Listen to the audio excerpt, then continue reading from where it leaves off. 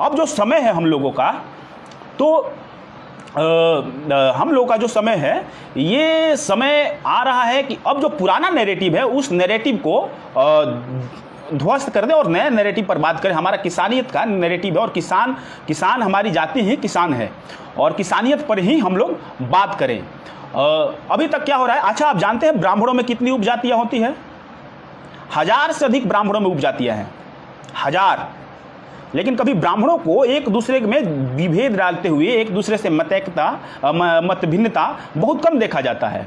अच्छा, और दूसरी बात, राजपूतों में भी, राजपुत्र सबसे बना है। राजपूत ये जाति नहीं है, राजपूत, लेकिन अब जाति उसे लिख दिया गया।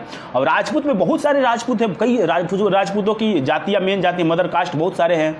तो उनकी जो मदर कास्ट बहुत सारे हैं, तो उनमें देखिए, लेकिन उनमें सब राजपूत बोलते हैं भाई। और हमारे यहाँ वर्ग विभेद इतना है कि वर्ग विभेद पर तुरंत चले जाते हैं। और देखिए, भाजपा, भारतीय जनता पार्टी आपके लिए पिछले साल एक पोस्टर जारी करती है जिसमें लिखती है पटेल, कुर्मी, गंगवार, निरंजन, और इस तरह से आपको सचान, सबको अलग लिख के पोस्टर जारी करती है।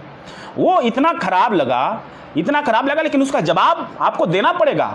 आप हम में वर्ग विभेद डालेंगे तो मैं सीधे कहता हूं, मैं अब स्टीयरिंग सीट पर बैठूंगा भैया।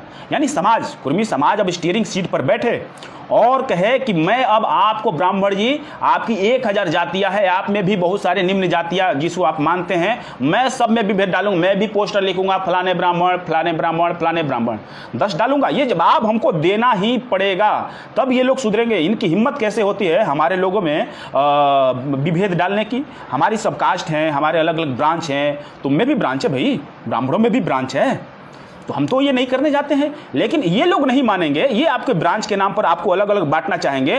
तो अब हमें नेगेटिव चीज़ें करना पड़ेगा उनके लिए भी। मतलब ये एक रिएक्शन, इसको बोलते हैं डिफेंसिव ऑफेंस बोलते हैं, ये काम करना पड़ेगा हम लोगों को।